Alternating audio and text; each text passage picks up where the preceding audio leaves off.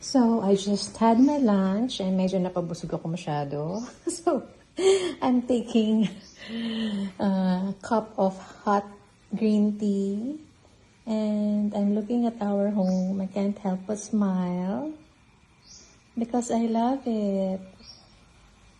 Ang tahimik. Kasi wala na yung boys ko, nasa school and work.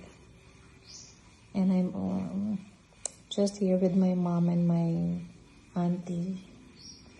And I can't help but be grateful sa Diyos kasi I love our home. We're so blessed.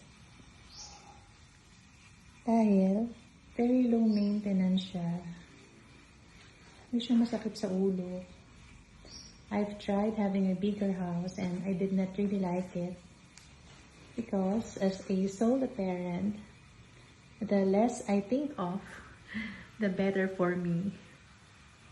And I'd rather think of my children, my grandkids, relationships.